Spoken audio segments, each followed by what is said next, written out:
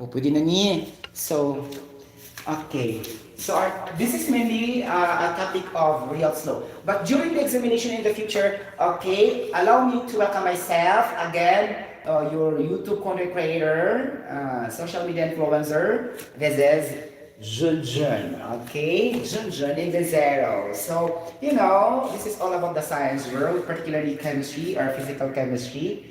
Okay, there are topics also are interrelated with each other, a mixture of this science and their science like that. Meaning to say they are interrelated or let's say linked with one another. Okay, so in the examination, you don't have to always wait for the words that will appear like that. If it is, for example, qualitative chemistry, there's also word like qualitative chemistry. So there's no such like that. They will put that in 100 questions, let's say for example, or 100 to 120 questions, but they will try to mix everything. This is the first issue because you don't know really what particular topic you will be going with if they are mixed. This is one issue, general issue in facing licensure examination, like that. All you studied a lot everything, but in one page, in 2 pages, like that, and then they are rumbled. Okay? Unlike in our prelims, midterms, we are really studying for a particular subject without mixing the other subjects. So it will be easy for us to solve. Free-flowing solving. Meaning smooth flow of solving the problems. But in here, we are mixing all different types of scientific laws in one day examination like that or whatever. Get the point? So in here, there's no mentioning of the RAOLTS law, right? But you will be the one to analyze if it is Henry's law, Dalton's law, Pascal's law, Boyle's law, Charles' law, ideal gas law, Hess law, Chauter's law principle, like the Heisenberg's law of uncertainty theory, like that. If it's a Planck's law, Boltzmann law, Stefan Boltzmann law. Boltzmann law and Stefan Boltzmann law are not the same, huh? Stefan Boltzmann law talk about radiation, the heat energy radiation topic. But Boltzmann law talk about the entropy of the system. But they have the same last names, Boltzmann. But just discover the Ludwig Boltzmann and the Stefan Boltzmann. The Stefan Boltzmann discovered the radiation to the heat energy of the sun, that it will be transmitted to the planet Earth, to the microorganisms, to the organisms, to the people, to the plants, and to the animals, like that. But Ludwig Boltzmann is different. It's all about the disorder, the dispersal of matter in the planet Earth, the disorderness, the randomness, like that. You get the point. So, you get the difference between Ludwig Boltzmann, okay, and Stefan Boltzmann. So, ano na lang, ang Stefan Boltzmann is for heat transfer radiation. Okay? So, as we can remember, we have convection, conduction, and heat transfer to radiation. Things like that. You get the point, mga palangga? Yes. Okay. Now, in here, it looks like it's also of Henry's law. But take note there, this is not talking about the gas solubility. So why I explain? Because it's not mentioned what laws are these or things like that. Okay? Then you can use also to calculate, then you don't know the formula. This is why the benefit of fast learners who are having the conversion mind. Because they will never use the formula, conversion mind. Let's starting from grams, going to moles. Like, they are very good like this also. I have classmates who are very good in this type of problem solving. They will start for the grams, convert going to moles, like this, without using formula. So, but only few are given talents in that way, right? So not all, even me, I don't love that also. Because you are thinking of something in which there's no specificity. It's not specific. You only do it according what you believe, according what you use. So it looks like you need high IQ to do that. It's not for average students. It's for fast learners, the conversion to machucho, right? Now, I love really to use the formula. Okay, that's my style. Okay, because there's longhand also of solving, longhand. Okay, especially calculations that doesn't involve too much of formulas. But to tell you honestly, using formulas are safe. rather than using the longhand conversion of to solve unknown quantities, huh? Okay, but if you are really convenient, comfortable, then there's no question about it, right? Why should we complicate ourselves if that is our strength? Get the point? Things like that. I'm just telling you the safest way is to use specific formula. Okay, in my case, and that will be also, or else the books will not present formulas if that is the case. Or else we'll be using the longhand way of solving. So, meaning to say that is not for all. But for all, we need to use the basic formulas. Meaning, we don't have talent all in that way. You get the point? Things like that. So 40 grams of barium chloride is dissolved in 600 milliliters of water at 25 degrees Celsius. What is the vapor pressure of the solution? Okay, condition. The vapor pressure of water is 23 torr at 25 degrees Celsius and the density is 1 gram per ml. Actually, guys, this close and open parenthesis, sometimes it will not be mentioned in the examination. Because 25 degrees Celsius is an ambient temperature at standard condition. And there will be a vapor pressure of pure solvent is equal to 23.8 torr. Supposedly, you will memorize this because it's not all the time in the problem. And then it's not also all the time that you are very convenient to pakli the handbook. Handbook, the very thick handbook. Because in our course, I'm just relating to our course, in BS Chemical Engineering, there's a lot of substances, billions of substances, and we cannot memorize all. Even though you are summa cum laude, magna cum laude, the President of the Philippines, even though the scientists cannot memorize all. Okay? Isaac Newton, Antoine Lavoisier, they cannot also memorize all. That's why we need this handbook as our reference where to find this pressure, density, like that. And it will be used there in the actual board examination for that purpose. Okay? The issue there is you will consume all the time if you will rely on going to the handbook all the time. Scanning. Sometimes you cannot go directly, right? If you can relate what I feel, okay? Things like, what's this? Closely related with each other. For example, molar density, specific density. So there are a lot of variation of density. Okay? To be honest with you, not all are clever to this. Okay? They would mean only one density, right? The same like mass. There's molar mass. There's mass, relative mass.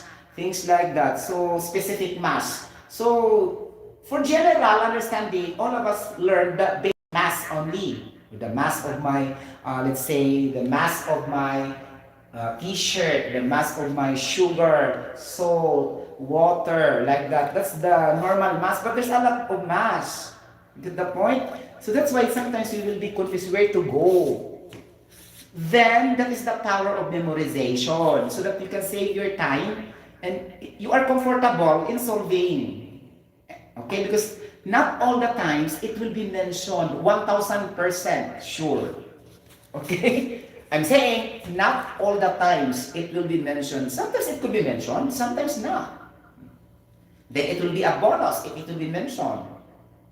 But remember, this is regulating examination. They are not planning to pass them all.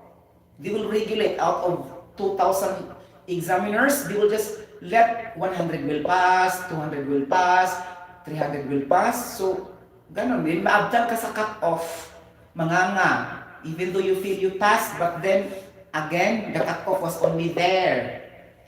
Because the PRC will not explain this, why you failed. They were only returning your scores, and then it will not be justified if it is really checking your papers well. Agree or not? Sometimes we are very confident. Why I'm failing and I have a very good, answers at the time. This is questionable. Then you can also file complaint because there are also cases that you will go there to the PRC and recheck all your answers. But this is requiring cost to do it again. For example, one summa cum laude failing in a particular exam. I think that's education. Okay, I read in the stories in website, and then she went there to Commission on Higher Education to recheck all because why she's failing, and then she passed. Because yes, as I told you, that's computerization. Computers are not 100% efficient. You get the point? So the benefit of a doubt, if you are really confident that you really pass at that moment and then why you failed, then file a case, go to the check and recheck. There's a cost for that. You pay to recheck it because you are confident, right? You can feel that by yourself that you are really passing. Because who knows, you really pass, then the computer only fault, especially the way how you shade, things like that is lighter and you have correct answer. And then during the recheck, it will be considered because it will be checked manually during the recheck. So if you are rich meaning you have the money to pay for the recheck. To recheck your scores in the board examination, you need to prepare money for the payment. Of course, they will not recheck if they don't have money, right? The world is full of business. You get the point, things like that. You get the points, and you also eating up their time for a special event. Imagine they have also work and you let them to check it again. So you are requesting their time. So that is the equivalent. You will pay them money for the recheck, and that is also their policy. Okay? If you try to review the engineering economics law in engineering, so there's a policy there. If you want really to fight for your scores, then go ahead, file a complaint for the recheck. But you need to pay money. Because me also, I don't really trust 100% with the computers. Efficiency. Really. Okay? Things like that. Sayang naman, no, if you have the correct answer, but then the way how you shade lang, kay hanap, di ba? Nakakaloka. With the point. But if you are not really sure, because you fail also that at that moment, you are quite unsure, quite uncertain, and not really sure, don't file that because you will waste your time, you will waste your money, like that. Okay, just accept the fact na lang talaga. But if you are sure, really then do the recheck because there's a lot of cases like that in the PRC, ha? They try to request for recheck and complain. Okay? Okay. So this is for your information lang. If you want really to fight for it, then do the recheck. You go to the process. You go there, file a complaint, pay for the money for the recheck. Okay? And it's good because it will be checked manually. To check manually is very good because the person has eyes really. Okay? And then there's a feeling, emotions, expression. Who knows, it will be considered like that, whatever, okay? Things, you know what I mean, okay? But unlike for the computers, no feeling, no expression, no eyes, only recognizing the signals, that the transfer of data, like that. That will be enough only, limitation. And in fact, computers will not activate without human being because nobody will operate. So it means the efficiency is not perfect. Okay, so whom you trust? It should be the people. Okay, but this is not the same with election because election is really biased. If you support this particular political party, then you do cheating, right? This is for examination kasi iba. You get the point because the people in the PRC they don't know these guys. Okay, then why they will be biased? They don't know me, they don't know us. Then why they will intentionally do that? Okay, it looks like, what do you call this one? It looks like illogical to choose people whom they passed in which they don't know in the first place. There's no benefit. You get the point, things like that. Okay, there will be no bias in there. But I think that's before nursing, board examination, there's cheating. That was before only, but it was stopped. Okay, but that's the reason why they put into computerized because before it was checked on manual and there's a lot of favoring this one will give money, but not all profession is that particular. I heard it's nursing, it's accountancy. Before they will just pay money, but not all, ha? Okay, it's just only what I heard. It's not really proven that if it is 100% correct. That's only what they said. And for the law, you have to sell all your land like that to give money so that you will pass to become a lawyer. Because we have also neighbor namatay na siya karon, so he is Bobby Cabunilas. He's taking law.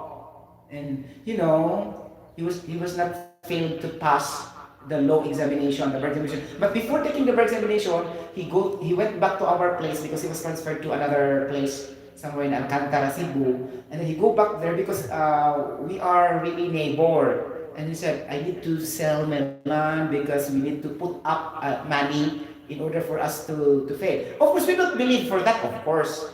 You get the point? But he's telling that directly to us. Like that, okay. And then he said, but I cannot afford. Okay, I will just do my best without doing that. Okay, and then after months passed by, he failed. Okay, things like that. So I think there is also, but that was before. But now there's nothing about that because it can only be done through manual checking with the people. This is the advantage of manual checking also. If they will receive money, okay, and they know the person, they will manipulate. Because this, people in the PRC are just also people.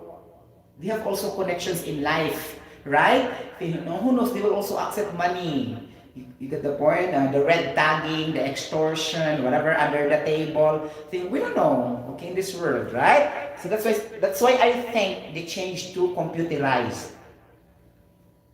Okay, things like that. Because the computer has no friendship with the examinees. You get the point? And then only one guy to operate the computer, it's not so many. Whereas the checking, so many will check the areas of the subjects, right? For example, day one, subject only science, so also science committee will check.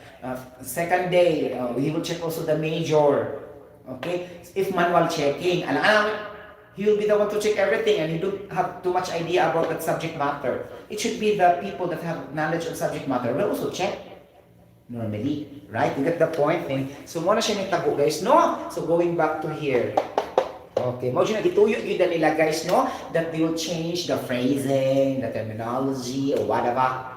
Okay, I'm just pointing out that sometimes it will not be included here. Okay, ano lang. 14 grams of barium chloride is dissolved in 600 milliliter of water at 25 degrees Celsius. What is the vapor pressure of the solution? Ana lang. Okay? But for me, guys, to really maximize our learning, for me, no, it's better to remove some of the data in order for us to be independent. Okay? During examination, we are not confident. Rather than waiting for some data to appear like this. But this is also a faida or a benefit for us, but to be competitive, right? To maximize our learning. We don't have to depend that all data will be there. You get the point? Things like that. So that's why I really suggest to memorize standards condition values. Start with water, air, okay, steam, ice, CO2, CO, ammonia, nitrogen, oxygen. Sa kanilang siya kayo mabalik-balik ko na siya pirmi, guys, in the problem solving, ha? Okay, get the point. Especially chemistry, physical chemistry. As you can notice, if you try to do the survey and random sampling, how many times it will appear, you can notice it will appear so many times until your first year college to fifth year college. Magbalik-balik kami siya ng mga substances, especially kaning steam table, like that. So, kung gi-master dyan mo mga standards, the specific capacity of water will be like feed, the hint of vaporization. Nanas ng brain cells, ang mga values. Then, for me only, because this is subjective, I could say you are advantaged than the others. Especially for us, so, I know to ikunta ang mga bright tayo. Because, even though they don't memorize or not, they are confident, right? Okay? They knows very well because their IQ is very high. So don't mind them. Just mind yourself if you are just an average. Since I got an average on me and a little, so I could, better for me, I will memorize this, like that, okay? That's only my part. I would relate only my part. Okay? But we don't have the same style kasi. You get the point? That's why. We don't have the same techniques. That's why. Okay. And that matters also how in passing examination. It talks about the effective techniques. effective techniques in studying matters the most. It's not really actually the too much you learn. Too much you learn something, then the actual examination, it will lost all. Why it lost all? It could have been you memorize plainly. Number two, maybe you are pressured because your family want you to become a licensed professional. That's number two, pressure. Okay. Number three, maybe you have lack of nutrients. Because nutrients can help a lot in effective memory. You're eating the delicious food. Okay? Number four, it could have been you are under the genes of slow learners. You are not really belong to the genes that are having a good, intellectual capacity. It will matter also the genes, the DNA, where you belong. For example, if your genes are usually, achievers academically, so it will be transferred to the apo, to the brother, to the sister. Majority of all of you are having good academic potential. I don't mean also all, but majority have a good intellectual level. But if you belong also to the slow learners, okay, you will be also affected by the genes, right? Things like, number five, this will be preparation. If you don't have adequate preparation, it will also matter. Okay, just like diving in a sea directly without enough PPE. You don't have the SCUBA, self-contained underwater breathing apparatus. Okay, and you don't know the composition of the helium, the nitrogen, and the oxygen inside the gas cylinder. So the moment you know the percentage of helium, nitrogen, then you already understand that if this cylinder is leaking, then it will eat the molecules of this sugar blood, and then it will be affected. I will suffer the fatigue, consciousness, like that because of high nitrogen. Okay, so that's the purpose of helium. We dilute that with helium because so that it will not really spreading all the nitrogen. Okay, things like the nitrogen. For example, I have here. So this is ACBUA. This is through research in school. Okay, things like that. Okay, things like if I have nitrogen, okay, nitrogen gas, oxygen gas. Okay, then I will put helium in the gas cylinder in order for the diver to survive. Why? Okay, because there's displacement of the molecules of the nitrogen and oxygen. You get the point? Now, the moment you will go underwater, then your oxygen will be lower level. Okay? To compensate that, you need to increase your oxygen by having too much supply inside your gas cylinder. You get the point? So, things like that. It could have been around 32 point, let's say 32.7 or 32. I mean 32.1%. So meaning from 20% or no, 21% by volume given by God naturally in the planet Earth. Since you go down underwater, there's less oxygen, then you need to increase your oxygen. So it will become 32% inside your gas and your scuba cylinder. Okay, to sustain the breathing there. Now, you add helium for that. This helium job increases the concentration of your oxygen. Okay, now, what will happen to your nitrogen? Your nitrogen, say, 78% originally, things like that, okay? So your nitrogen will lesser. Why? Because if you have too much nitrogen during diving, it will go to your blood. You get the point that if the concentration, okay, if the concentration is so high with nitrogen, it affects the blood flow of the diver.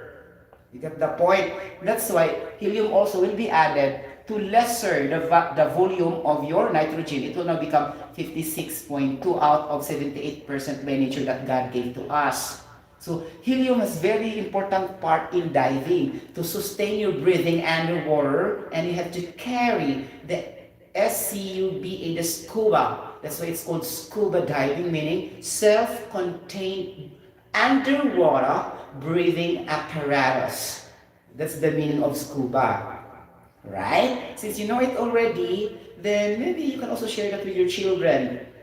Uh, Child, the meaning of scuba is self-contained underwater breathing apparatus, because we always know scuba, scuba, scuba, but we don't know the meaning. What is scuba all about? What's the purpose all about? What is the percentage of gases inside the scuba in order for you to learn? Basta lang kinagamit ka scuba, maura to. You get the point? Para lang ka everything, more na, but there's more to that to understand. So we need also to teach our children technically. But the sad fact, not parents are all science-driven, right? Or so, okay, that's acceptable. They could still learn that while growing. But it's an advantage kasi while they're still young, you feed them with information, especially academic information, and also proper values, how to behave in the society and the community. It's usual, right? But we should also teach a little bit of scientific or science-driven information, things like this. Okay. In confined space, that is not scuba, that is SCB. Only you remove the letter U because that is not underwater anymore. That is in the land. That's why self-contained breathing apparatus. That is SCBA. You draw the letter U, but since you use the cylinder underwater, that's why self-contained underwater breathing apparatus is scuba. And then when you do the diving, the process is scuba diving. You got the point, so that is the proper explanation. You get the point. Now, if you reduce your nitrogen content here, things like that, then the nitrogen level concentration will be lesser. So you will not be suffocated by the nitrogen level underwater. You get the point? Things like that. Okay, muna siya purpose why you put helium in the gas cylinder during diving. Okay. Because the moment you do that, you will suffer the called BENS, BNDS, meaning too much nitrogen level in your blood. Okay, that is dangerous. Okay, things like that. By the time you will suffer also aphoxia. Okay, aphoxia. What do you mean by aphoxia? The consumption of oxygen from your blood. Okay. You get the point? And then there will be lesser concentration of oxygen in your blood. That's why it's increased, right? 23. So if it's lesser concentration in your blood, you will suffer anoxia. Okay, medical terms. Anoxia and aphoxia. It's not the same. When you say aphoxia, okay, the oxygen is consuming into your blood. So you lose all your oxygen. You suffered aphoxia. Okay, then anoxia, the concentration of oxygen is lesser. It will never go to 20%, 21%. So you will also lose your inhalation like that. But it looks like very near, right? Anoxia and aphoxia. Just put in your memorization that, concentration N. Like this, the consumption will be P. So anoxia, aphoxia. Okay, there's also another one called in medical terms, asphyxia. So, when you say asphyxia, you lose your oxygen from your respiratory lungs. So you are suffocated, blah, blah, blah, you cannot breathe properly. So the area of destination is the only difference during your memorization. When you say asphyxia, respiratory system, consumption also of oxygen from respiratory. But if you say aphoxia, consumption of oxygen from the blood. So the destination are not the same, but the same process talking about oxygen. Get the point? So aphoxia, anoxia, and asphyxia. It doesn't mean that we are not a doctor or health professionals. We will not learn these things because this is very important in daily life. You get the point? To save us if there are no people around us for our survival. Because not all the times we are, surrounding with people around us. Sometimes we are alone. Nobody can help us except ourselves. And the moment we have too much knowledge, then we can save our life by our own self. Okay? We will not entrust ourselves to other people because it's not really mandatory if they will help us or not. Right? The only measure that can help ourselves is ourselves, nothing else. They are just only complementary or meaning voluntary to help us. Things like that. You get the point? Then if they are kalos. What do you mean by kalos in English language? If they are insensitive, if they are uncaring, if they have no sympathy, if they don't have empathy, do you expect them to help you? It's not, right? So the best way is to help save your own self first rather than the people around you. Am I explaining it correctly or not? Okay, the moment you are separated from your family, you are individual, right? And you look for another family, you establish your own family, you build your another family, things like that. Okay, so you need to really learn the knowledge. Okay, get the point? So that's the purpose of education. Okay, not only for money. Get the point? You educate your children because so that you can gain money in the future to have a two-story building like that, a sports car. It's not like that. That's so, that's part of the target, but it's only, that's so fancy, right? There's more to that. Survival and saving our life through the knowledge we gained from school. Okay, ganon. Okay, any questions so far? Okay, going back to that. So it's not only teaching academically but also lessons in life. Because experience is the best teacher. You get the point, say. We have here, mass ovarium chloride is 4 grams.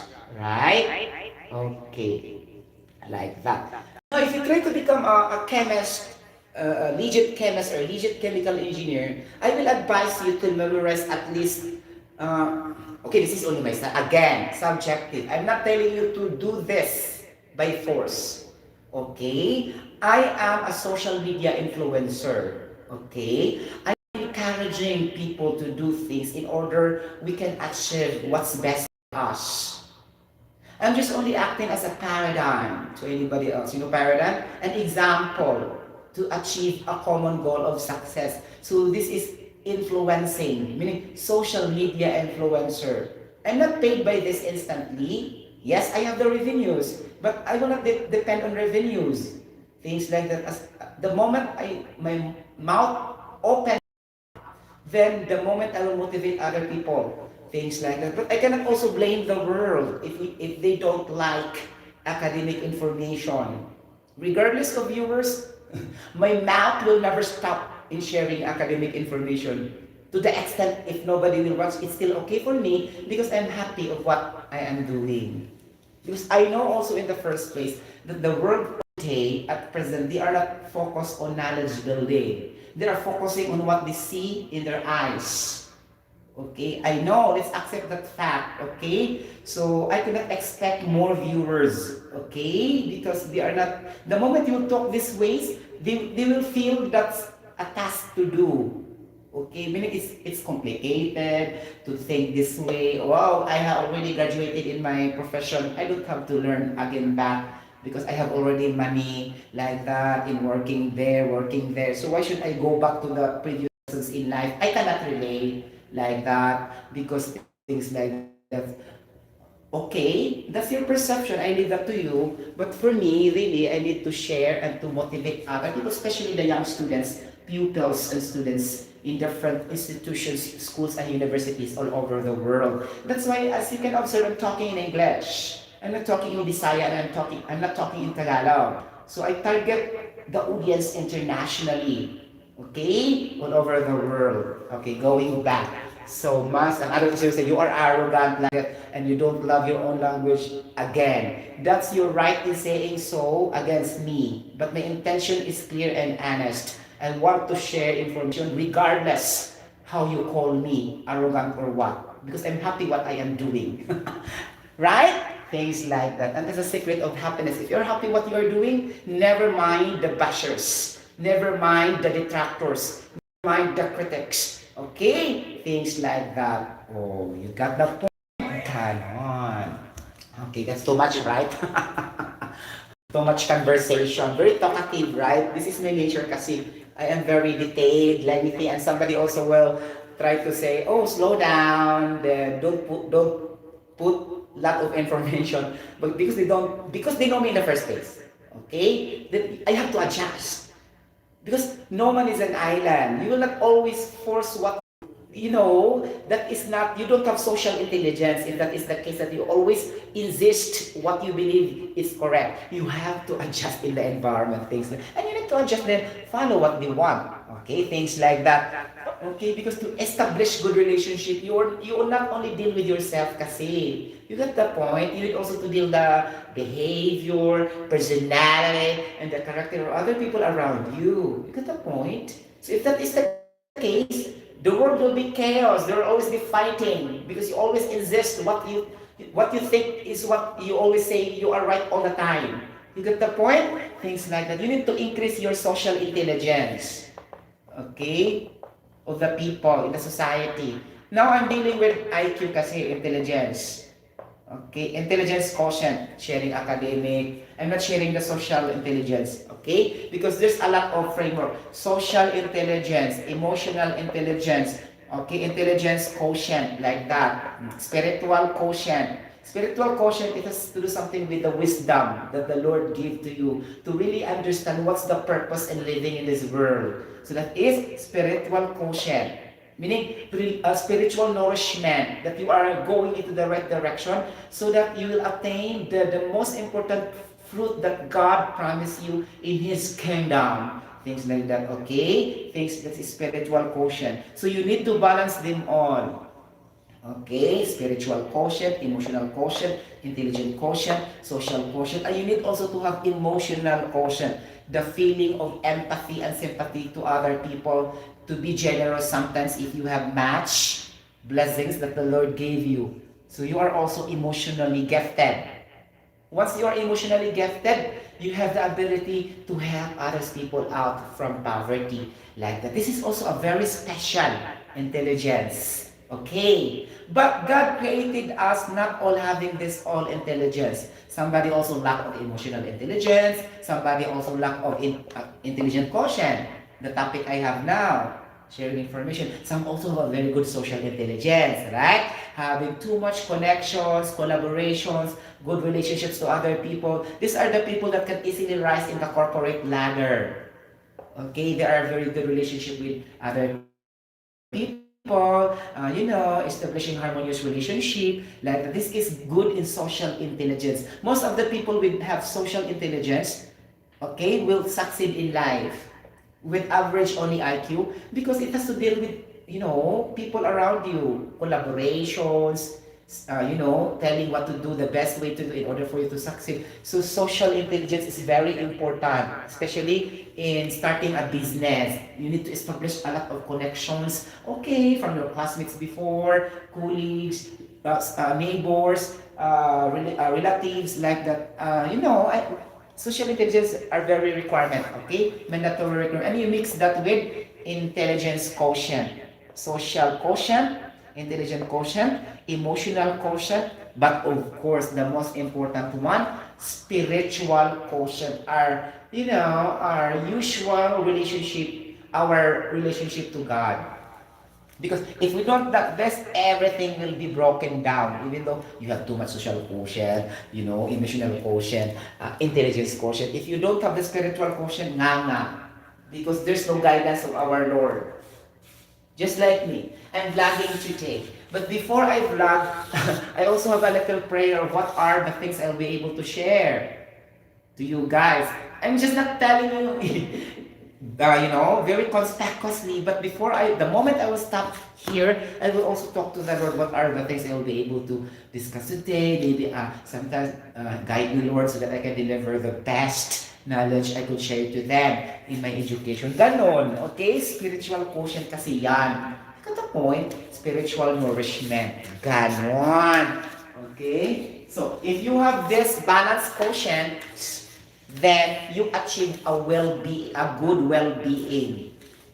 Okay, what do you mean by well-being? Combining physical health, mental health, like that, okay? Again, spiritual health, moral health, and the social health. How you behave and cope up to a certain stimuli with regards to the community and the people around it. That is really social health. Okay? Things like that. Today we are facing of social problems in which we cannot control. Just leave it to the government to solve. All you have to do is to be an example by not acting as bad influence in social media, that causing social hazards and social risks, because the moment the children will watch it and they follow the wrongdoings because your content is not good, too much nudity, things like that, erotic, and then the impact is not good for the children's growth, then problem. You are not really showing and advocating the right way to make the world go round. Okay. To live life to the fullest, you don't need to upload very dangerous and harmful videos in which our young generations cannot gain lessons out of it. Okay? You get the point?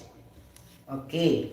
So this is the wrong way. You use the social media as your outlet to do cheating, to do scamming, just for your own personal advancement. It's entirely wrong. You get the point? But if your vlogs, your YouTube channel, your FB reels are used in a nice way, in a positive impact to inspire the other people, like that, to learn good lessons in life, like that, then that would be better, right? You get the point? Anak siya, no? Okay. Ganon. Diba? But sometimes we cannot understand the world. Okay, they use the technology to devastate or to ruin the morality of the humanity, and also sometimes to ruin the health of the humanity by discovering virus that is fabricated by human being, right? And because of business, like the COVID-19, that virus is created by human being. It's not natural. You get the point?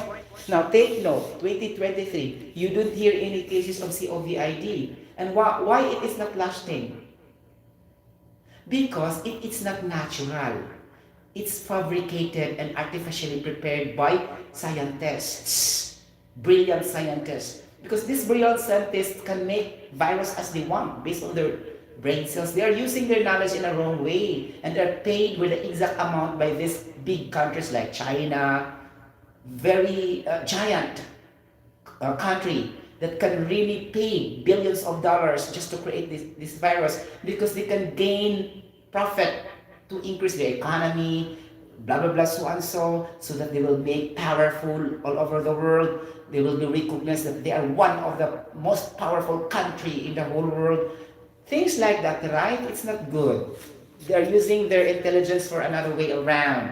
So there are a lot of people losing their lives just because of creating virus in which this is not a natural occurrence. Okay. So if we are really a scientist, we go for the positive impact for the humanity in the global scale, not on the other way around, because what you can do for your money, you cannot bring that when you die. You get the point, things like that. Anyway, you are just doing that secretly as if that you're also a noble scientist, but deep inside you are paid by a certain country to discover a very destructive virus. Correct me if I'm wrong, after 5 years, after 10 years, there will be also another virus created also by another scientists. Okay? So the world is really corrupted by those brilliant minds that are not using in a positive impact. You get the point? Things like that. We will encourage our young generations to have a scientific minds, but not in this direction. You get the point? So, the power of money sometimes, deceived us into the world of distraction. Right? You get the point? But sometimes, like me, I just keep on talking. Because I'm just an ordinary individual also. I don't have power to change the world. You get the point? I have only power to educate, to share information, but I don't have this technology, equipment, people around me to really fight for the truth, to change the world for the better. You get the point? Things like that. Because I believe, wow, I believe there are a lot of smart people who are only ordinary citizens. Okay? And not influential. They are just hiding in their shacks. Others may share, others will not share. It just happen and sharing. You get the point? Things like that. Okay, because for them, They think that sharing requires time. Guys, to be a vlogger, a social media influencer, it requires commitment. Really, because you have also your routine work, it will disturb your washing, your cooking, like that. It will eat up also your time sometimes. You get the point? So this is a commitment, a passion in doing it. It's not just really if you like it, you do it. No, it's not. You have purpose why you do it. You have objective. You have this advocacy. You get the point? It's not just like a game that there's no direction. Okay, things like that. The game having no direction means sometimes you will fail, sometimes you will win. There's no such specific intention that you will win most of the times, right? That's what I mean. Okay, things like that. So sometimes you will fail, you will win, you will fail, you will win. So that the clear objective must be set before doing a vlog, or else you cannot maintain your channel if you're only focusing on the money. If you are only focusing for the trending, if you are only focusing for the views, what's this all about? Okay, things like that. Okay, I think the money can help you. Okay, but also try to, the money you gain from your channel will also extend that help to other people who needs it the most. Things like that. Okay. To tell you honestly, my revenues will not be mine. Okay, I will also share that to anybody else. Just like charity, I will give that all there, things like that. This is not my own revenues, okay, things like that. So I said that I don't need money, things like that, but it's really good to fulfill your mission and vision as a vlogger. You get the point? The mission and vision statement will not be only applicable to the company in a larger perspective, or factory, or a business owner. It should be also applicable to you as an individual. You should also have your mission and vision as an individual person in this world. What is your real mission and vision while you're really existing in this world? Things like that. So you have the direction where to go. You get the point? Things like that. And part of the direction is to inspire other people to learn something so that they can use that also in their education if they're students right now. That's why I'm having this vlogging about science. Okay, yeah, music, whatever, things like that. Okay, going back to the discussion because it looks like I'm very talkative, right?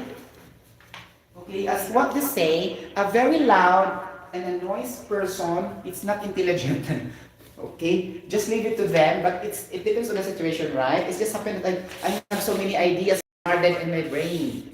And I need to release this because sometimes guys know if I have so many in my brain, so sometimes it causes me a headache, it causes me a stress. You know, the moment I will not talk, the moment I will not vlog, I think this is due to addiction, that you really want to share something to anybody else in the vlogs. Really guys, and sometimes you know, it will really obstruct you from doing something like that, blah blah blah. Okay, then you are tired, sometimes you are very hungry after, so a lot of mixed feelings after vlogging, and it doesn't matter at all because you love what you are doing. That's the technique. Okay, that's the point. If you love really what you are doing, even though that's very difficult for others to do, even though that is very tiring for others to do, then you will do it. You don't be bothered. You get the point. For example, if you have a talent in, you know, skating, and that's very difficult and special talent, right? You need an ice to do that. Okay? Skating, ice skating. You get the point? Things like that. Then the others will say, oh, I don't indulge in that. It is so expensive. It costs an arm and a leg. Well, to do that, you get the apply the idiomatic expression. Okay, things like that. Then you will continue despite of others discouraging you, things because you love it. You get the point. If you love it, then you have the willingness. You get the point coming from your heart. It's not forced. Okay, things like you can advocate, infuse. Well, infuse is another term for encourage.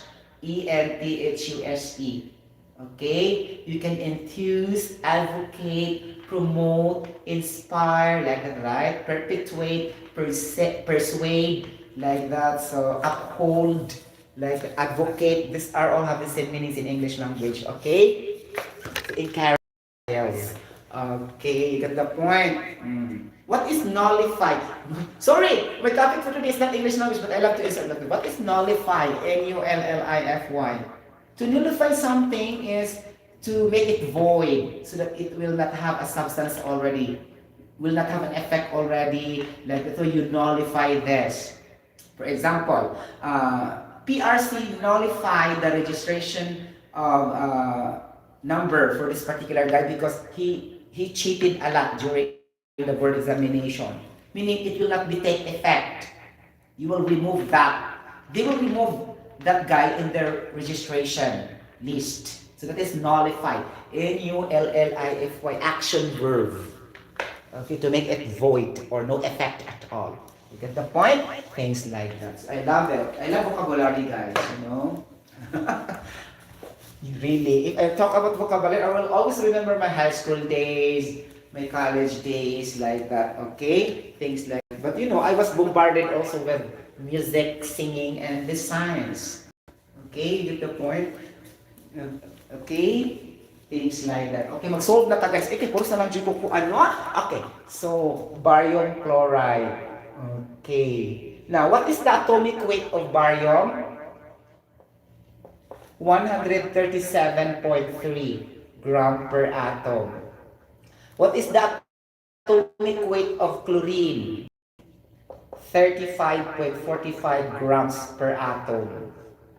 As you can notice in the molar mass, molecular mass, or molecular weight, the same meaning. Again, molar mass, molecular weight, but not atomic weight, atomic mass. Okay, so this is atomic mass and atomic weight only because this is an element, single. Okay, now, okay, you will see grams in the numerator. It will connect to the grams of barium chloride. So, grams. Okay, the moment you will see the compatibility, then you need to establish one equation with respect to the atomic mass. It's gonna be atomic mass, okay, atomic mass, let's put that as an M. Okay, WT is equals to the mass over the number of moles. So this is our equation 1. Okay, we go back that to later. Okay, now, is dissolved in 600 milliliters of water at 25 degrees Celsius. Okay, so you have a volume of water. This 600 ml is not the volume of the entire solution. Take note how it is being phrased in English. 40 grams of barium chloride is dissolved in 600 ml of water. It's not saying it's dissolved in a 600 ml solution. So this 600 ml is for the water only. Take note the grammar thing, huh? Okay, so 600 ml of H2O. So we're gonna convert this directly to liters because most of our expression and concentration formulas are really having the unit of liters in volume. It's gonna be 0.6 liter water. Convert first so that it will not interfere, so that it will not impede somewhere along the way of a solution or computation can cause, ambiguity on your solution. Solution here is the way how you solve. It's not the solution in science that we mean solute plus liquid, ha? Okay, because that is synonyms. Solution and calculation, and solution also liquid and solvent. Liquid, solute, and solvent. Things like that, okay? Synonym, right? Okay. Okay, now, we have 25 degrees Celsius. This is the ambient temperature or standard temperature in which you need to get this proper solution of 600 ml like that. Ganon. There's a purpose. 25 degrees Celsius is standard temperature. We will say that as TA, ambient temperature, 25 degrees Celsius. This is the temperature of an air at a standard condition. That's why it is ambient temperature. Okay. Okay, now note also there's also room temperature. But the room temperature starting from 20 degrees Celsius to 25 degrees Celsius. And our 25 will be our ambient air temperature. So between that range, it goes to the standard normal temperature. That's why some problems need to specify because it's in the range between 20 to 25. Things like that. You get the point? Okay. What is the vapor pressure of the solution? So this is being asked. Vapor pressure of the solution. Okay. Like this. So this is just the same thing being asked. What is the vapor pressure of liquid in that solution? Then shortcut. What is the vapor pressure of the solution? Because this liquid is inside the solution. You get the point? Because you mix this liquid and the solute. Or the solute and the solvent. Again. This vapor pressure of the solution is the same thing as saying the vapor pressure of liquid within the solution. Why I say that? Because in a RAOLTS law, you have the formula of vapor pressure of the solution is equals to the mole fraction of the solvent, H2O, times the vapor pressure of water at pure state. Okay, these are all talking about liquid. Okay, mole fraction of the liquid, vapor pressure of the liquid. So it does sense when you say also that this is vapor pressure of liquid in the solution. You get the point? To have compatibility issue with the formula, they are talking all about the liquid and you are not talking about the liquid here. You get the point? So liquid, liquid, liquid, then equilibrium. Same pattern. Nahimo lang na siyang solution para madali. You get the point? But actually, it is referring to vapor pressure of liquid in that solution. Okay, this is very important sa RAOLTS law also in the calculation. For now, you cannot observe the relevance, but later you can feel the relevance. It is really necessarily liquid. Okay, you get the point? Later on, you can feel that it is really the liquid pala in that solution. Ganon. Okay, so you will use this formula. You get the point? So, in your entire life in chemical engineering, 5 years. Okay, that's the point. Things like that. Okay, now, what is the vapor? You have to find this. Question mark. Ganon. Meaning required. What is being asked? Sorry. Required is the same as what is being asked. Or what is being find out. Okay, things like that. So that is required.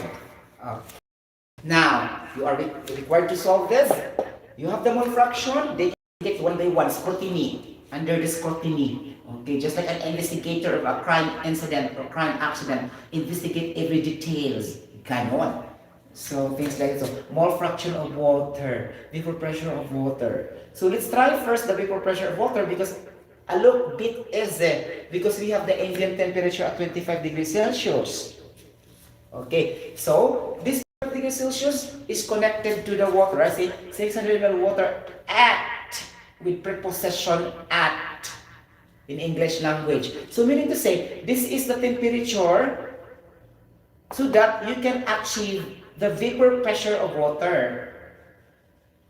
Okay, things like that. Ako dyan talk yun ng mga preposition because it helps a lot. Okay, get the point? Okay, so this is your vapor pressure at 25 degrees Celsius of water. Now, since this is standard ambient, normally we refer this as a pure substance. So, any substances which is at 25 degrees Celsius will refer them pure substances. Could it be water with this certain pressure? But if you will never mention the 25 degrees Celsius, you cannot call them pure substances except for water. Because water really is natural. You don't need to fabricate it. You don't need to mix substances in order you can produce water. It's nature, created and produced like a magic given by our Almighty God. So that's why pure substance, even if you don't mention the 25 degrees Celsius. But for other substances, if you say pure substance of ethanol, you need to mention that 25 degrees Celsius. Enough. Or else, if 25 degrees Celsius is not mentioned, then there must be 100% concentration. Because ethanol at 100% concentration is pure. You get the point? Things like that. Okay? So kung naano siya ang temperature, there must be a concentration when to say pure substance. But for natural occurring elements, not necessary. Okay, those are all pure substance like gold, silver, mercury. Why? Because this is really inside the soil Earth's crust naturally. This is not produced by scientists. It's natural. Okay, muna yung pag-ingon of pure in science. Ha? The adjective pure, that's what it means in science. Okay, now, if the substance we mentioned here, it's not really naturally occurring, for example, let's say refrigerant, okay, chloroform, carbon tetrachloride. So when you say that it's pure, then put 100%. Okay, 100% because that is pure chloroform. Diba? So you need to label properly. You have to understand a pure, a concentrated, a diluted, or not. So you need to review your General Chemistry Lecture 1 for this. That's why General Chemistry Lecture 1 is a prerequisite for physical chemistry and physics and other calculations, higher chemistry and DS chemistry and base chemical engineering. Because that are closely related courses. Because the point things like that. Now, we have mole fraction. Vapor pressure at 25 degrees Celsius by memorization is still 20.8 torr. So, nanaka. So, you don't have problem anymore with the 23.8 as the vapor pressure of pure water at 25 degrees Celsius.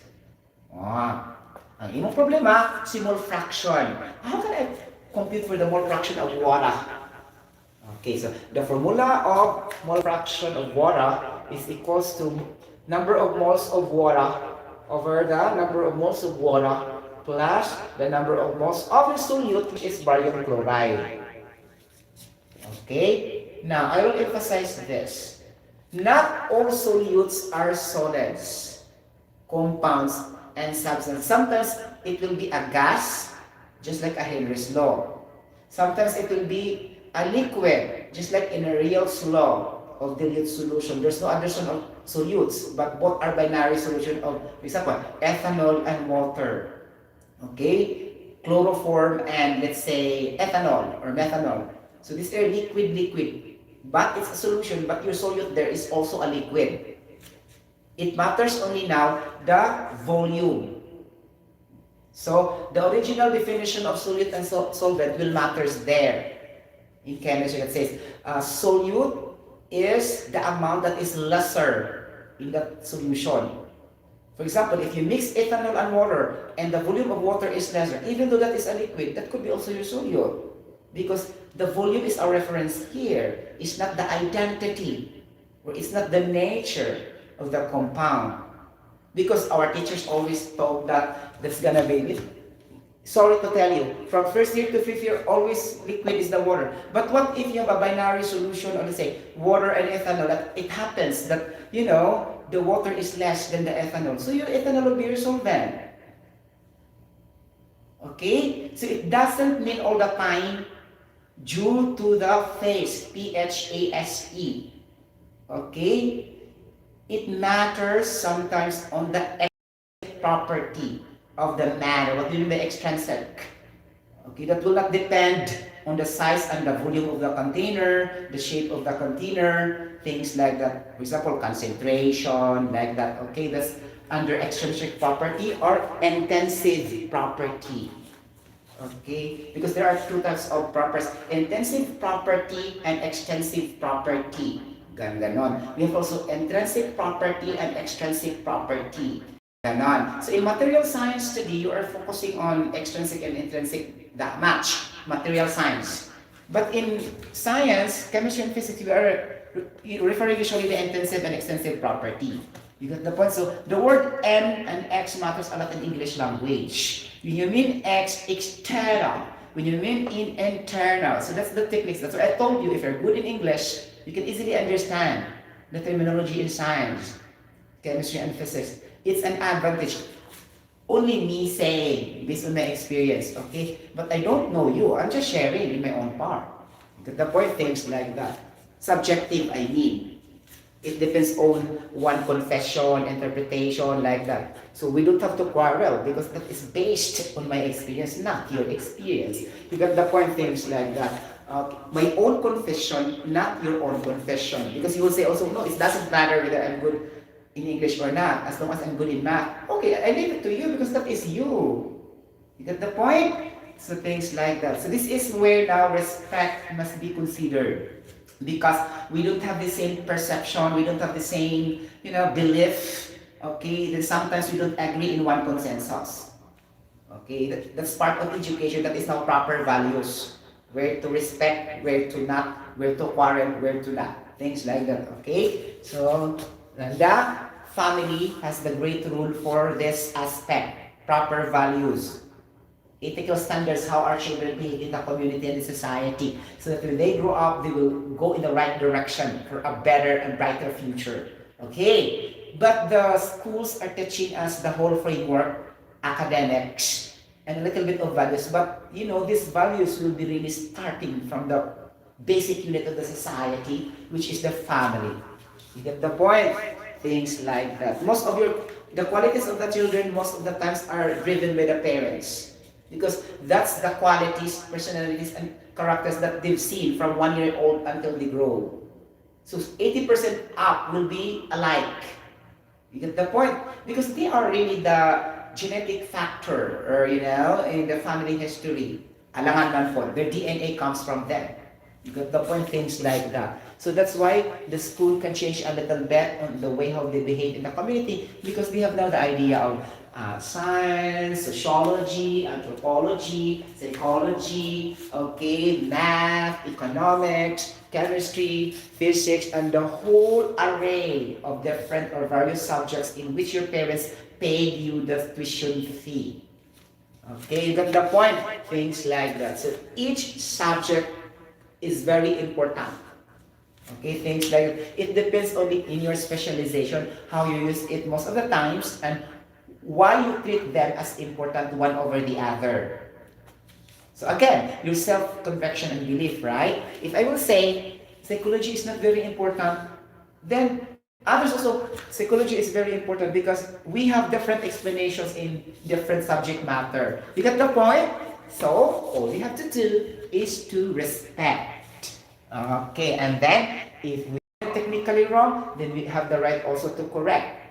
Okay, things like that. And we don't need to correct brutally. Brutally, meaning to say unprofessional way of correcting. Nakakaloka. So we need to establish the right protocol and the proper way of doing it before we do our correction. That's the point. But in social media, it looks like they are not following that protocol, how to correct somebody else. They are very bold to say that, and the impact is very negative to other people who are not part of the correction. You get the point? It's like that. Okay, you got the point. So go back to the topic. Okay, now we have our number of moles. We need to solve, sorry. Each. Okay, now we have the formula here. Okay. For water, use this formula. Okay, so that you can determine the number of moles. Barium chloride also use this formula. So we start with our solute, which is barium chloride. Diba guys? Barium chloride. Barium is really group 2A, yes, and the periodic table, the alkaline earth metals. Okay, barium. So 173.3 gram per atom times 2 times chlorine, 35.45. Now we have the molecular weight or the molar mass of barium chloride, mga palangga. No? Okay. So guys, I feel hungry if I kept on talking, right? Oh, that 2 times. When you speak also, it also consumes energy. Okay, things like that. Not only walking, right? You get the points. I found out very hungry after vlogging, like that. Nakakaloka? Really? Okay, 70.9. Yes? Okay. 70.9 barium chloride. Okay, gram per mole. Okay, things like grams per mole, plural. But actually, guys, in the amount the plurality is not very important. in the amount quantification, but it's only in the quantification of quantity.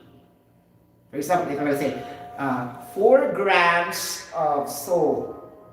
If you say 40 grams, it will be okay, not very strict. But if quantities like counting, let's say 4 birds.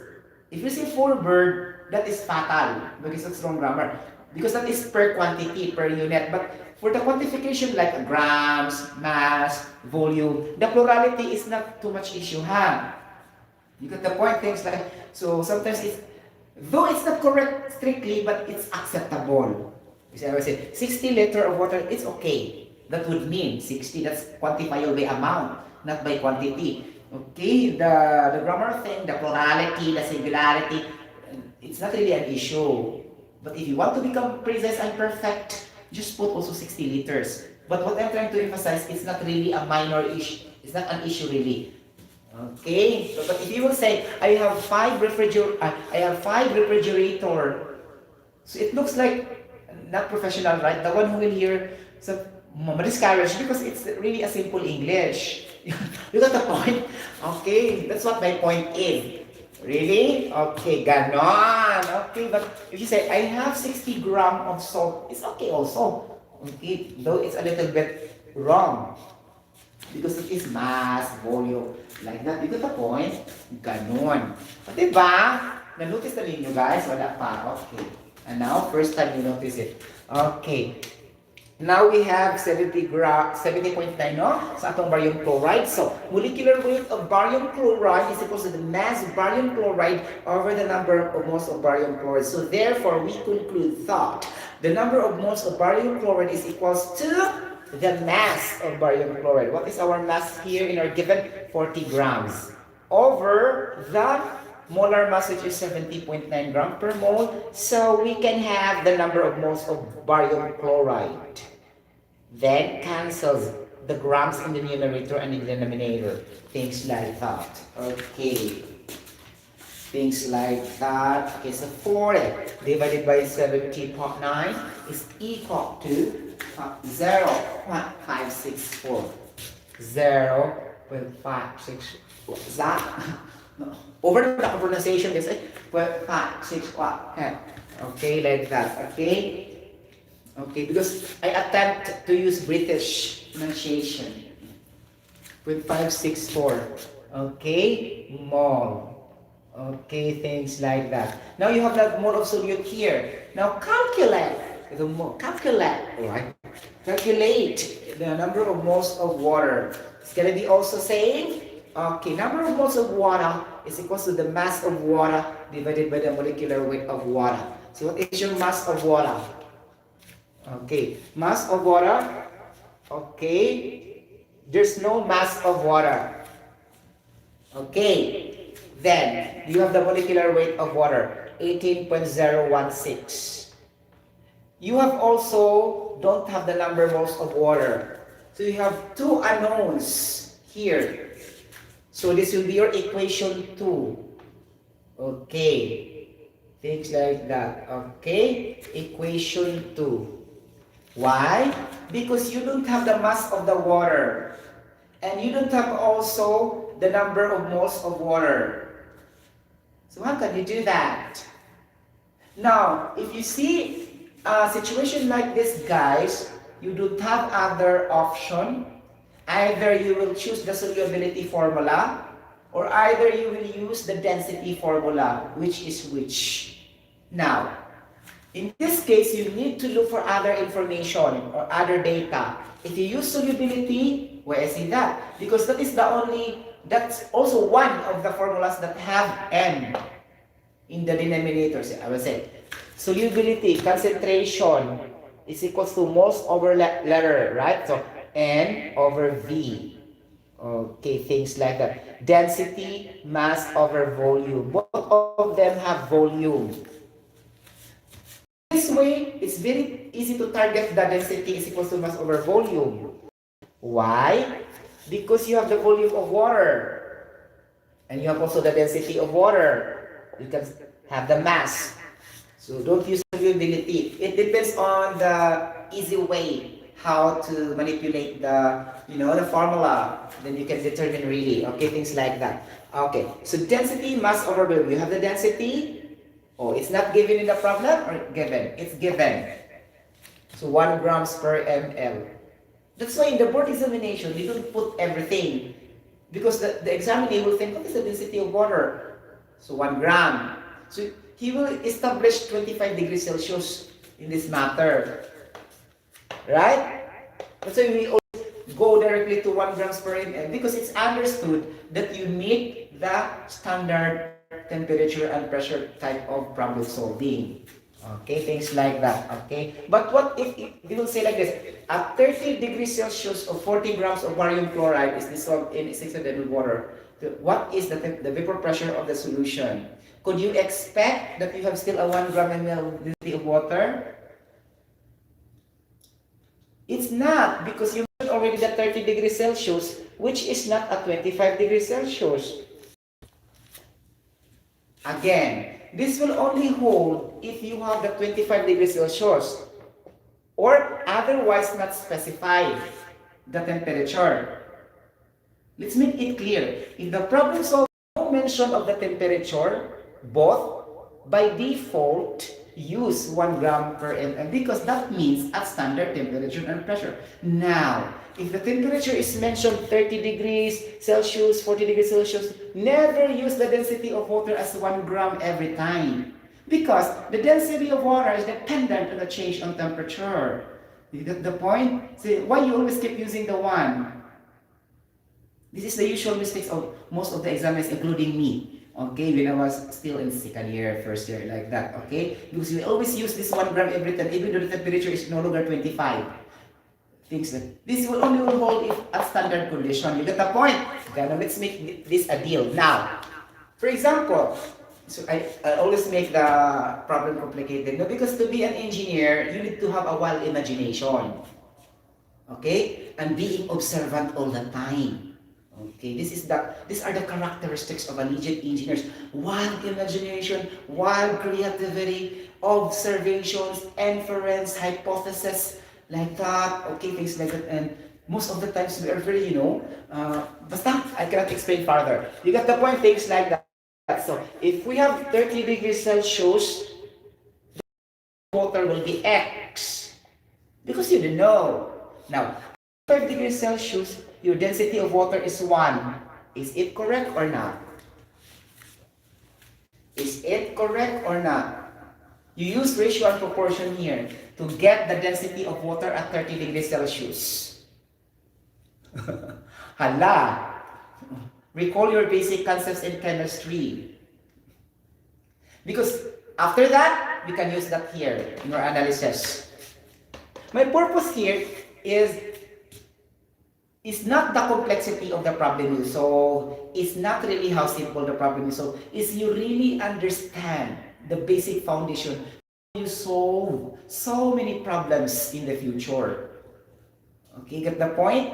Because for me, it doesn't matter how many problems you solve. Okay? As long as you understand really the basic foundation of the concepts of that particular topics, then even though how many times it will be changed, then you can still answer it passively. Okay? You get the point? Because there's a lot of errors contributing factors, like writing, your eyes, the way how you transfer the units. That's another thing. That's clerical.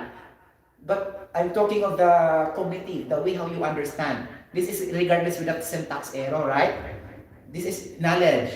The moment you will be wrong in the writing of the figure, that is not part of what I'm telling here. I'm telling the foundation really, how you understand. Clinical error is not part of the cognitive ability. That is only the way how you write. Okay, but in understanding, this is the best. The errors on clerical can be easily managed. But the errors in the basic, how much you try, if you don't exactly get the basic foundation, you will be lost. You get the point? Things like that. So that is my intention in why I really, scrutinize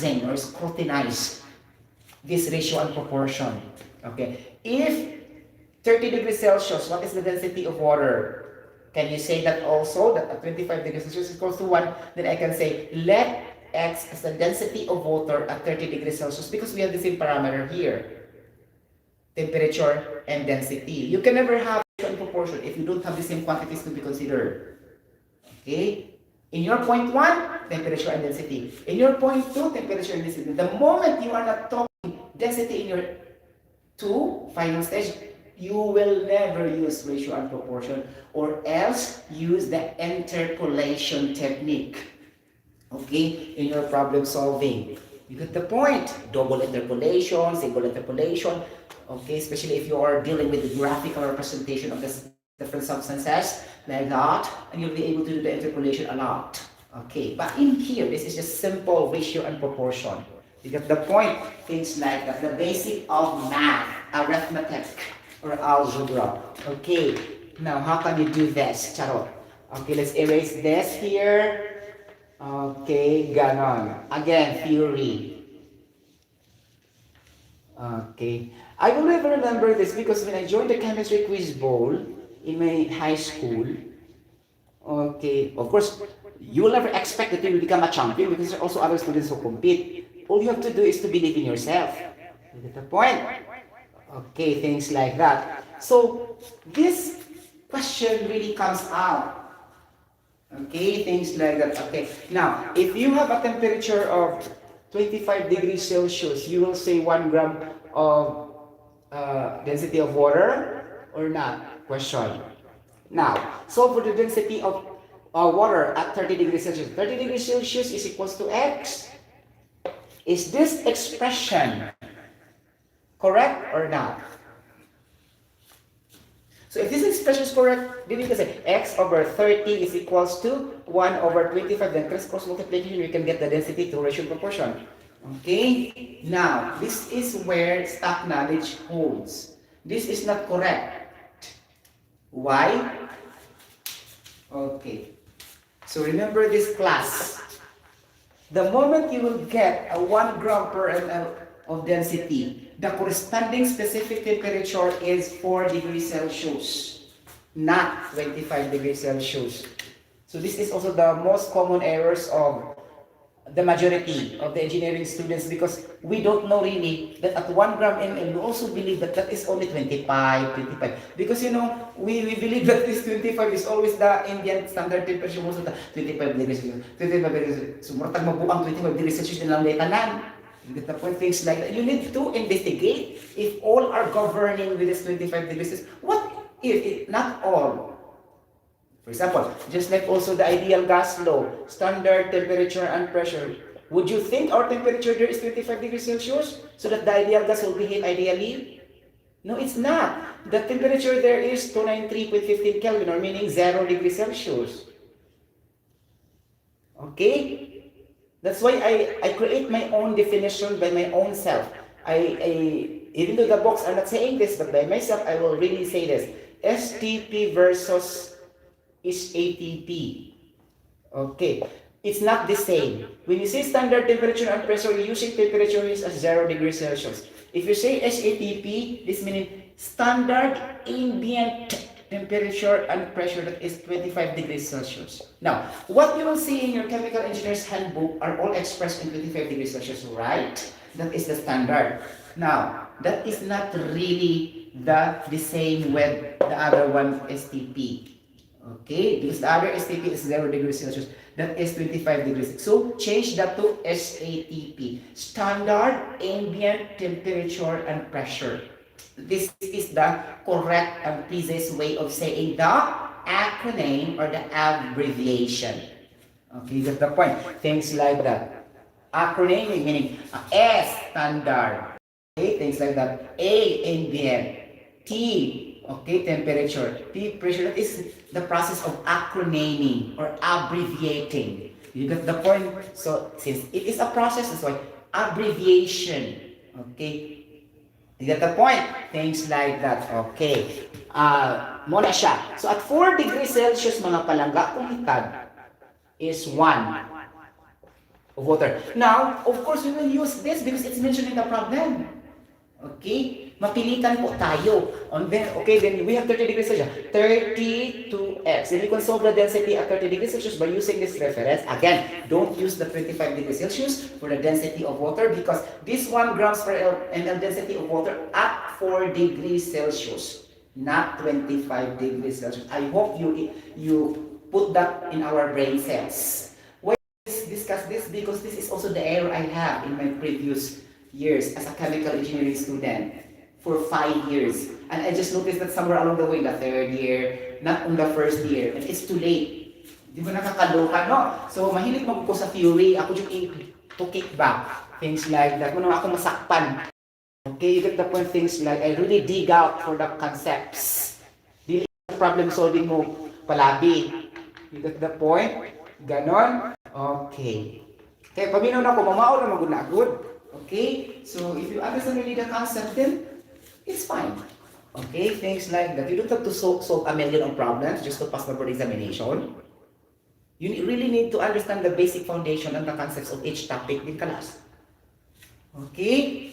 But honestly also, if you also have a good memory, for example, if the teacher, this is only my confession and not yours, I'm sharing on it. For example, if the teachers are writing words like this, then sometimes, if God gave you a talent also, it will be flashed back directly to your brain without writing. Okay? So, luckily, I have also that gift. That's why I don't write anymore too much in my notebook. I can easily remember. Since we are not all given that ability, right? So, then you need to write all in the board. Things like that. And that's why gamay na akong notebook. Because some I will not write. It will just flash back in my brain cells. And then later on, mahinumduman na dyan ako siya ba. So, kung may mga lisod-lisod, then ako siyang isuwat na yun. Okay?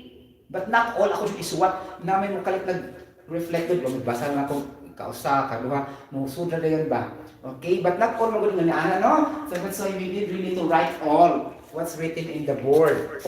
Okay? Things like that. Okay? Then, if you have that ability, then we need to give thanks to our Almighty God. Okay? All the time. For the wisdom and knowledge to be imparted to us. Okay? Intrinsically. Well, what is intrinsically? Inherently. Meaning, starting from 1 year old until your last age while you are still alive. Okay, what do you call this one? Inborn intelligence. Okay, that's the term, right? Inborn, just like inborn singing, inborn talent. So, it's not really that acquired all. It's really there since you are very young and since you are a kid. Okay, duha kasi ang driven sa intelligence. Intelligence through acquired and intelligence through inborn talaga. Okay, then if you are really brilliant already at an early stage, then you are also having an acquired knowledge, then without question, you can really excel academically. Kay both naamon ka. You get the point? So this is also the reason why, some brilliant students are being overtaken by the average students. Because, these brilliant people will not study anymore, will not just jot down anymore the contents, And then they are taking for granted that sometimes also they cannot grasp 100%.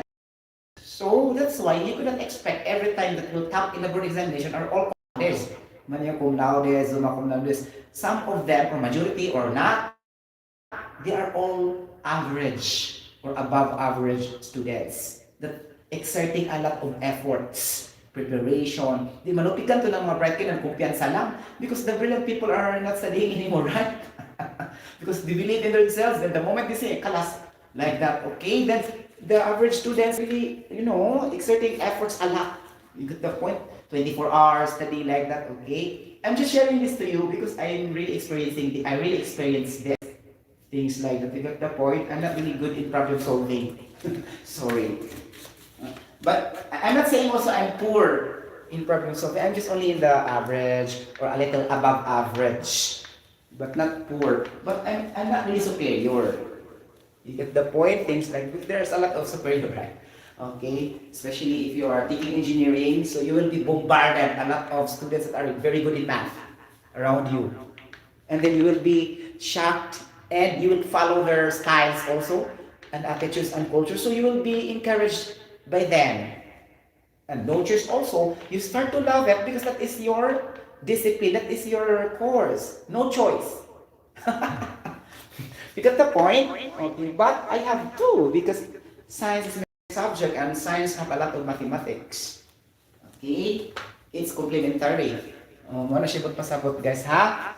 Okay, but what I'm trying to emphasize by naturally, I'm not really that good in numbers. Okay? Things like that. I'm only good in words. Okay? Like that. You get the point, mga palangga. Okay? Say, I'm very lengthy in my discussion, right? I cannot go directly straight to the point. For the reason that my vlogs are not scripted. Okay? You get the point? And not being practiced. And edit like that. That's why it will become short. Okay? Because it's not for revenues. It's for sharing academic information. You get the point? It's not for money making. Okay, you get the point? Things like that. Sorry, I'm just telling the truth kasi guys, no? Whoever you are, you're here, whether you are my brother, sister in the family, I have to tell the truth, whether who you are. Right? I will not suffer, I will not please everybody just to follow what you want. And I will be the one to adjust. No, because we don't have the same personalities. You get the point, things like that. It's not, that's wrong, that's faking yourself. Okay? Things like that, you need to follow what you want also. It's okay to have suggestions and recommendations, but remember, in English language, the definition of suggestion and recommendation is not obligatory. It's not mandatory in definition, meaning you are free to reject, you're free to accept regardless. Take note, regardless if it is useful or not. That's the definition of recommendation and suggestion. It's not absolutely that you will follow it completely. However acceptable it's that or not, or if it is really can help you or not. It still depends on any individual if you try to accept it or reject it. That's the definition in dictionary. The word suggestion and recommendation. It's a wrong concept to say that if it is a suggestion and recommendation, it will be followed strictly. No. Or else the definition will not be like that. Okay? Things like that. That's why, if somebody will advise, very good, and then this guy will not follow, don't force. In fact, that is only a suggestion and recommendation. That's not mandatory.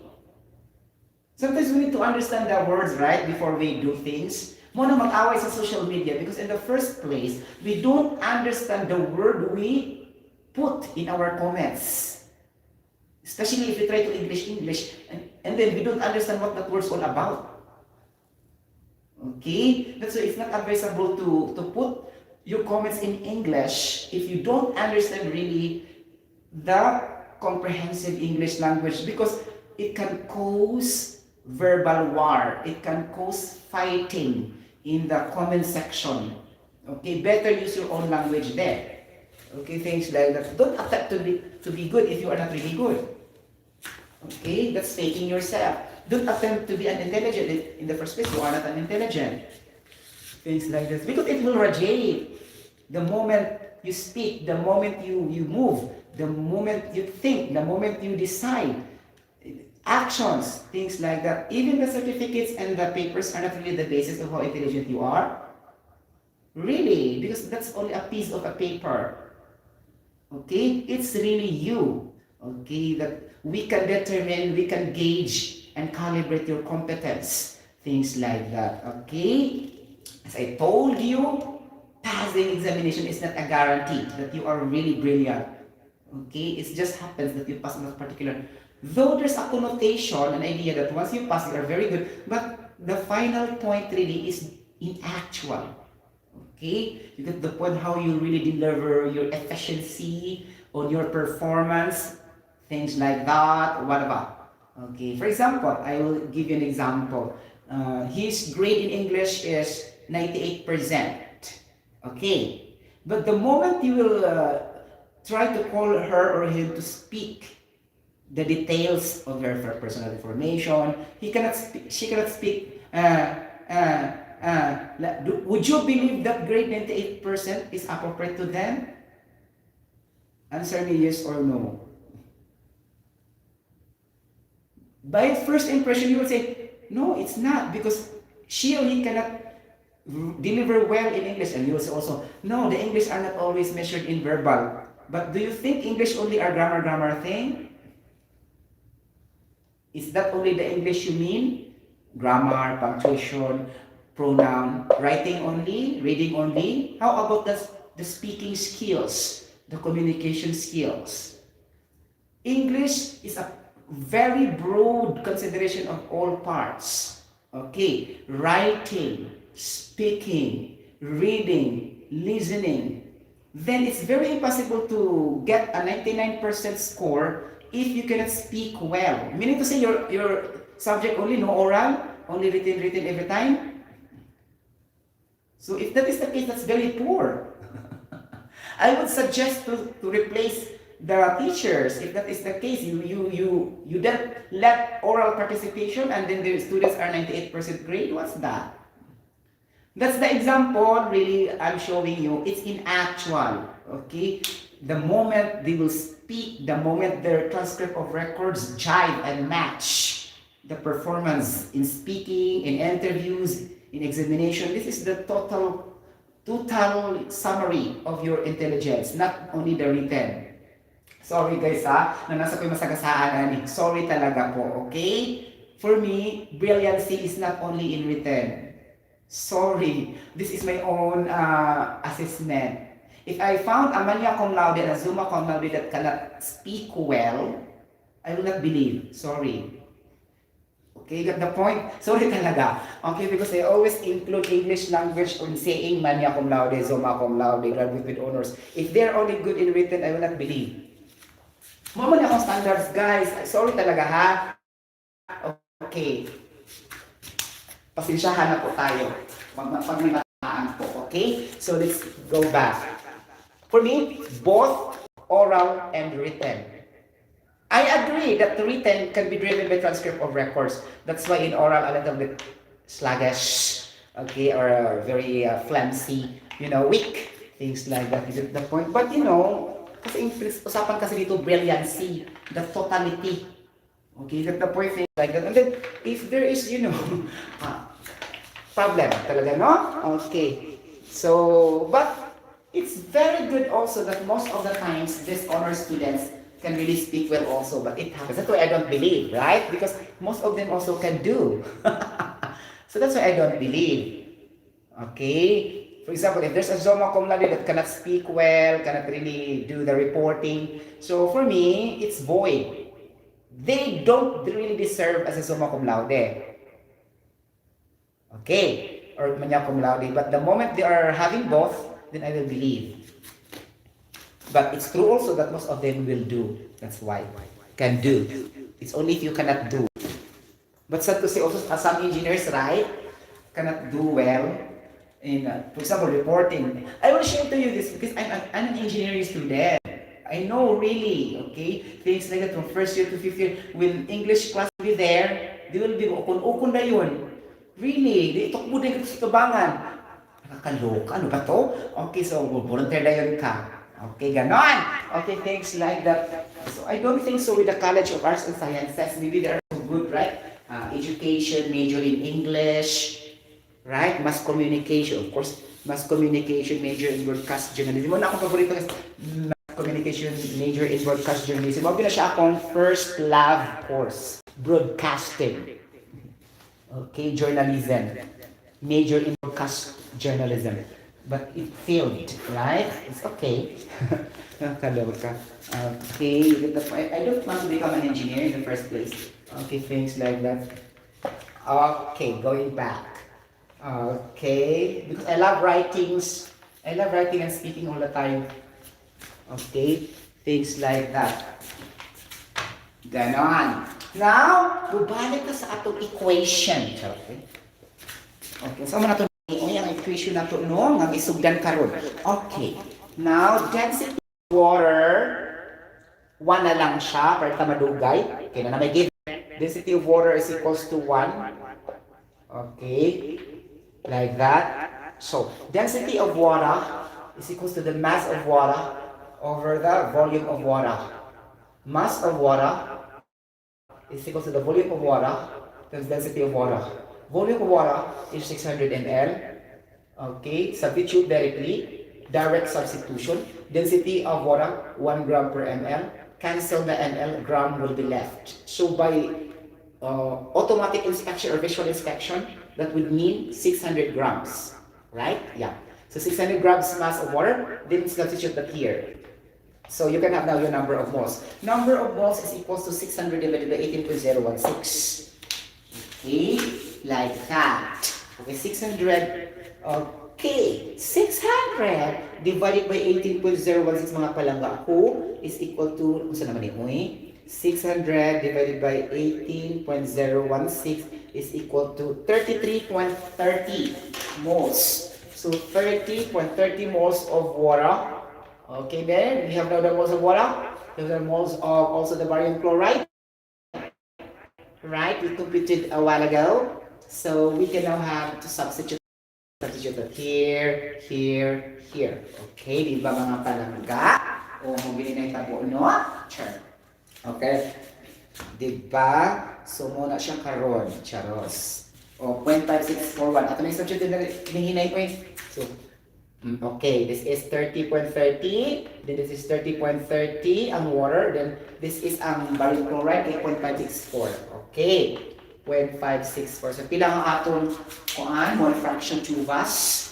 Okay, 0.564 plus 30.30 is equal to ganon, 30.864, diba? 30.30 divided by 30.864 is equals to 0.9817. Our mole fraction of water is 0.9817. Okay, mole fraction of water times the vapor pressure of water is equal to 23.8. So nanatay, vapor pressure of liquid above the solution, vapor pressure of liquid in the solution. So muna na siya. Now, if this value will not decrease, then we have a wrong answer. Because by theory, the vapor pressure of the solution is always lesser than the vapor pressure of water at 25 degrees Celsius in this case. Because it was mentioned. Okay, so 0.917, okay, times 20.8. Let's check. Oh, it's lower to 21.82. So, we follow and meet the concept. Okay, that our vapor pressure of liquid in solution is always lesser than our vapor pressure of water at 25 degrees Celsius, which is 23.8 torr. So, it's lesser, right? The moment it will become higher than this, a wrong solution, or you have a wrong concept or analysis in that particular problem. Okay, any questions so far? Because we're asking only here the vapor of solution, nothing else, right? But if the question will say, what is the velocity? What is the velocity of water if going into the pipeline? Ano lang eh? Okay, you get the point, things lang. Calculate the cross-sectional area. Char. Fluid flow, datang kay nga guys, fluid flow dynamics, fluid mechanics. Calculate ang mga diameter, kaloka. Diameter with respect to the velocity. Char. Okay guys, so any questions so far before tamukaon og skyflakes?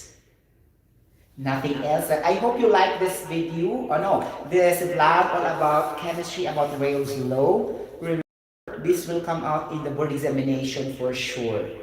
Okay, things like mechanical engineering students. Okay, and this is also useful in chemistry. Okay, and also in real life situation. Okay, things like the moment you will put salts in your food, in cooking, things like that involve RAOLTS law principles. You get the point? Things like that. Okay, bye-bye guys everybody. See you later. I hope you like this video and you can subscribe to my channel if you want, and I'm very happy to that if you can. And remember this, that Jesus loves us. Bye-bye. God bless everybody. See ya. Babush. Oh, nakakaloka. Babush. Diba guys? Lengthy na kayo, no?